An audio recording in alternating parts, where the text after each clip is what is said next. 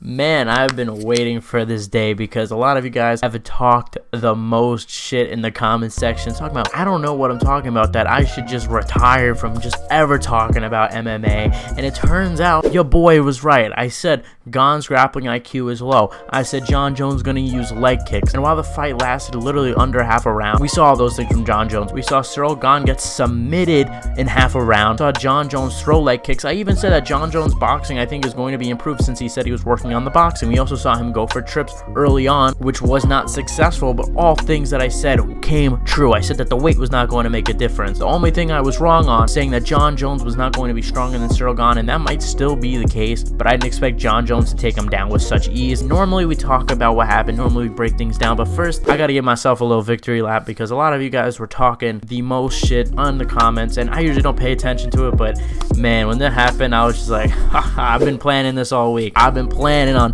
looping back to a lot of you haters, a lot of the guys in the comments. So let's just give a little congratulations to a few people. Taylor1212 Eminem says, this kid is the last person anyone should ever listen to regarding anything physical. Oh, is that right, Taylor? Am I the last person? Because if you roll back the tape, I think you might find some things that you might enjoy. Jose says, bro, you built like Jon Jones.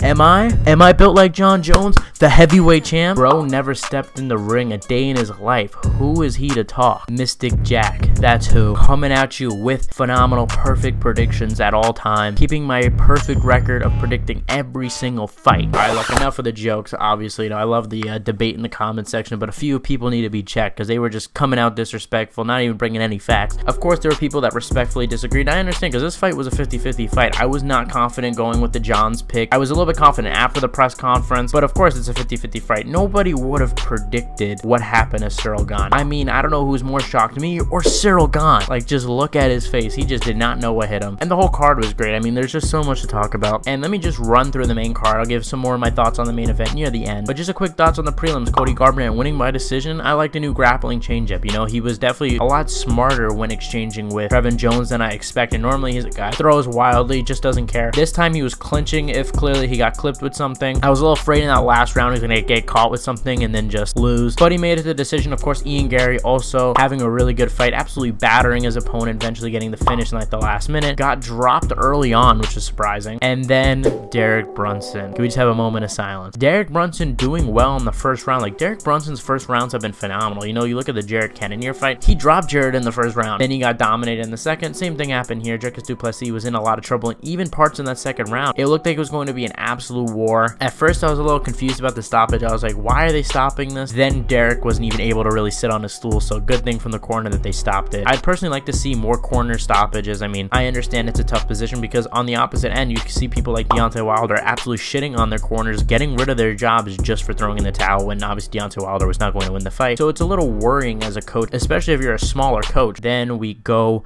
to the main card. Bo Nickel, man, I've been talking a lot of shit about Bo Nickel. Admittedly, I have said, hey, this guy's a lot of hype. I don't know if he's necessarily living up to the hype. Though I predicted Bo Nickel to win, I thought it was going to be a little more hard for him. And yes, while Bo Nickel did wind up hitting Jamie Pickett with an illegal groin strike, ultimately getting the takedown from that, I think that it really didn't change anything. Bo Nickel clearly went in there to look for the takedown and got the submission right away. And man, I'm just surprised. I thought Jamie Pickett was going to be a little bit harder. I thought maybe this would go into the second and third round, maybe Bo Nickel by decision. I was a little surprised, but Bo Nickel's a real deal. I mean, who do you put him up against? Jamie Pickett is a legit dude. Like, don't say that this guy hasn't been tested. This is legit. I wouldn't mind seeing him against a guy in the top 15. Maybe put him up against Jack Hermanson, because Jack Hermanson does have a little bit of wrestling. Yeah, striking as well. That would be an interesting test for him. He's coming off of a loss. Or you make him fight Israel Adesanya. No, I'm kidding. Maybe fights the loser of Marvin Vettori versus Roman Dolidze. But I think someone that's in like the top 10 to top 15 range, and then if he wins that, maybe just skip him over to a title eliminator shot. But overall, great win for Bo Nickel. Then we move to Gamrot versus Jalen Turner, which basically happened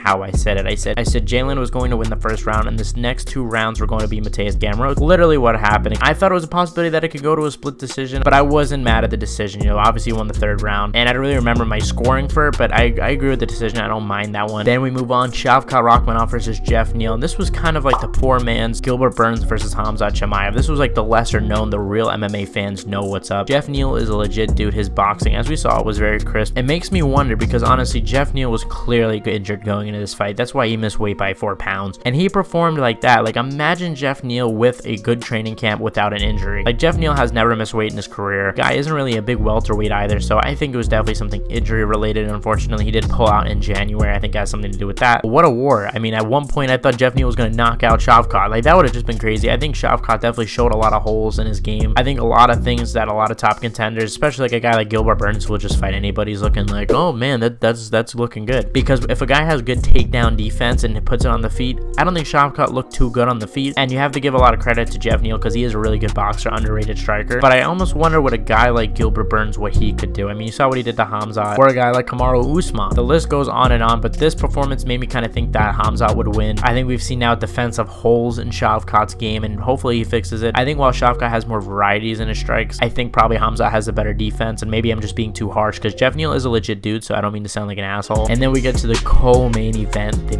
massive upset. Alexa Grasso, Valentina Shevchenko. We see in the first round, you know, Alexa Grasso doing really good. I thought her problem was going to be covering distance. I thought she was going to be playing the game of Valentina Shevchenko, and to an extent she was, because she was playing at range, but she actually did good at range. Like, that's actually what she was doing really well. She was really good at entering, feinting with the jab, and using the jab to cover distance. Big left hand, she was in southpaw, which I didn't really expect. Landed good on Valentina a lot. That had Valentina pretty rocked. Clearly it hurt her, and I think she was getting a little nervous, and that's why she was shooting for takedowns. She racked up good control time in round 2 and 3. Didn't really do too much with it in terms of damage. She attempted to get the crucifix, but other than that, it was pretty much all good for Alexa Grasso. She was down 2 rounds in the 4th round. Looked like that maybe it was a closer round going into that one. I remember thinking in round 4, I'm like, I don't know who I'm gonna give this round to. Probably Valentina, though I was leaning towards just because she was landing a little bit more of the jab. And then Alexa Grasso pulls off a massive upset. As Valentina Shevchenko spins, she takes the back right away. Something that Valentina has struggled with against Talia Santos, and I think Jennifer Maia might have had her back at a certain point, but gets her back and submits her. No, I mean, come on, like, most people would have been submitted by that because it was just so unexpected. And like I said, the thing that's going to beat someone that's better than you, I always say this on the channel. I said this about Jake Paul. I said about a lot of people, is to be a little spontaneous, to be a little weird, awkward. It makes up a big gap. You know, power is another way to make up a big gap, but another way is just being unexpected. And that's what a lot of guys like John Jones, Tony Ferguson, that they do that make them so great. Like, when you look at a guy like Ciryl Gane, like, he is more technical than John Jones besides the grappling. But John Jones was able to win just because he's doing little unorthodox things. And tomorrow I'm going to be releasing a video breaking down how John Jones won the fight. I'm going to be going frame by frame with you guys just because there's so much to break down in half a round. It's actually insane. But I like it. I also tell you guys, hey, studying film is important, and Valentina Shevchenko does spin a lot. And it's funny because in the video yesterday I had said that Alexa Grasso has problems against spinning attacks, which we saw. Valentina hit her with a good spinning back fist in the first round, but that's actually what won her the fight, was Valentina spinning and then she getting on top of it. I meant more spinning back fists for the record and more spinning elbows. I was more worried about than actually spinning kicks, which I thought about clarifying in the editing, but I was like, whatever. Alexa Grasso's champ. Go to Mexico. Like, there's no reason not to. I mean, August, I don't think they have a pay-per-view. I would say September for Mexican Independence Day weekend. They already have Las Vegas there, and the UFC doesn't really think outside the box with these events, to be honest. They're all so basic on where they are. I know the UFC was talking about having some sort of Cinco de Mayo thing now, but why not have it in September? Maybe even 2 pay-per-views in September. I don't really know how you could do that. I don't know what the rules are with ESPN and all that. You could have Yair Rodriguez versus Alexander Volkanovski as the headline, and co-main event you could have the rematch, and then you have a slew of fights that you can pick from. A Moreno title fight, Amanda Nunes versus Irene Aldana, or go in August. It doesn't have to be Mexican Independence Day weekend, or you could just, like I said, just go in August. But I think that's something that has to happen, especially with this new PI opening up. I think it makes all the sense in the world. Then to touch on the main event a little bit more, you know, John Jones comes out, immediately hits Ciryl Gane with some leg kicks. Like I said, this was going to be the key. If he could slow down the movement of Ciryl Gane, he was going to win the fight. Like, there's no way that he doesn't. That was my main concern, and John Jones immediately tries for a trip, which is something that I showed him training for, which is something I thought he was going to do to try to combat the strength of those heavyweights. But he didn't need to do those trips, because at the end of the day, he just slammed Ciryl Gane down, slammed him like he was nothing, and submitted him with a guillotine. I really didn't expect him to submit him with that guillotine when it was in. I didn't really think too much of it. I'm going to break it all down tomorrow of how beautiful the guillotine is, so tune in for that. But it was really perfect and well executed in my opinion. But next for John Jones, Stipe Miocic. I made a video on here calling Stipe delusional. I was like, there's no way he's getting the next title shot. Turns out I don't know anything. Turns out I don't know anything about the UFC. Most likely UFC 290, Jones versus Miocic. I'm excited for it. I think Miocic is actually a really bad matchup for John Jones, and I might honestly pick Stipe.